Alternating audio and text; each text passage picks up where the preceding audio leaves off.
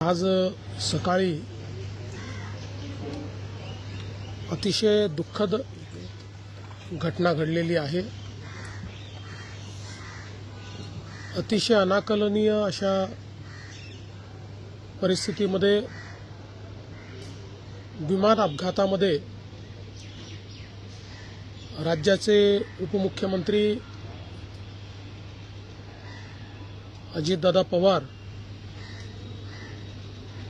यांचं दुःखद निधन झाल्याची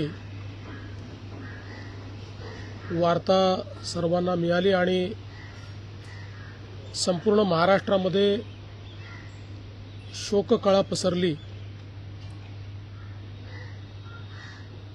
खरं म्हणजे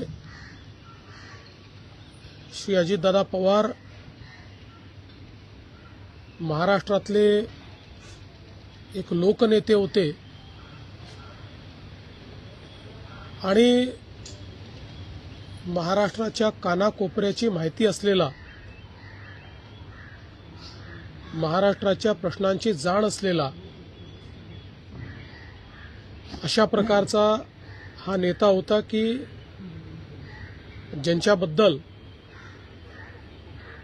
जनसामान्यांमध्ये प्रचंड मोठी आस्था होती। अजितदादा एक अतिशय संघर्षशील अशा प्रकारचं नेतृत्व होतं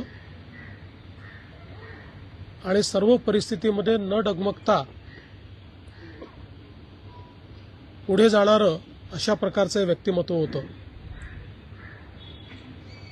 महाराष्ट्राकरता आजचा दिवस हा अतिशय कठीण दिवस आहे, कारण अशा प्रकारचं नेतृत्व तयार व्हायला अनेक वर्ष लागतात आणि ज्यावेळी महाराष्ट्राच्या विकासामध्ये अतिशय महत्त्वपूर्ण योगदान ते देत होते, अशा काळामध्ये त्यांचं निघून जाणं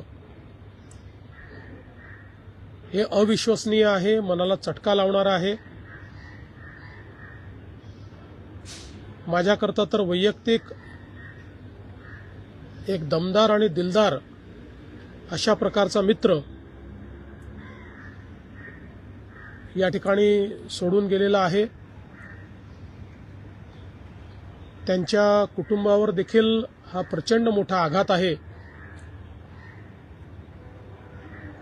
मी आणि एकनाथराव शिंदे साहेब आम्ही लवकरच बारामतीकडे निघणार आहोत।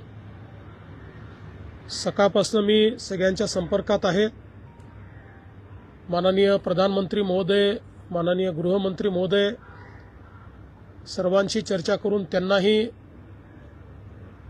घडलेल्या परिस्थितीची सगळी कल्पना मी दिली आहे। त्यांनीही याबद्दल प्रचंड दुःख हे व्यक्त केलेलं आहे। एकूणच देशातच या संपूर्ण प्रकरणामुळे हळहळ पसरलेली आहे।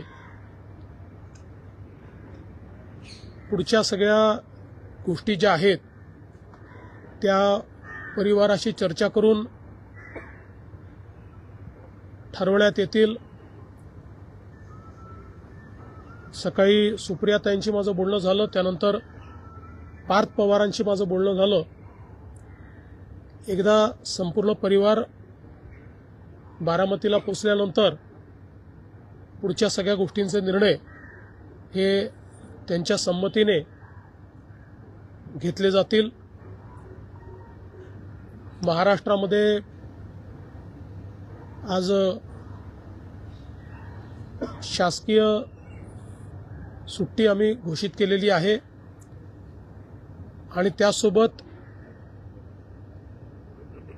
3 दिवसाचा दुखवटा देखील जाहीर करण्यात आलेला आहे। पुढच्या सगळ्या बाबींची कल्पना ही आपल्याला लवकरच देण्यात येईल।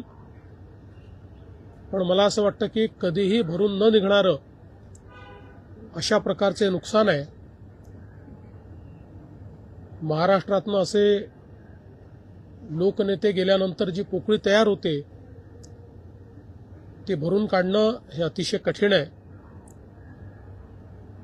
आणि निश्चितच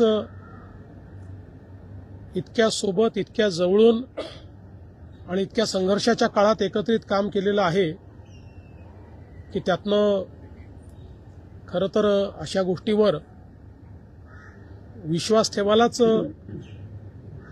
मन तयार होत नाही. तर पुढच्या ज्या काही गोष्टी जशा ठरतील तसं आपल्याला कळवण्यात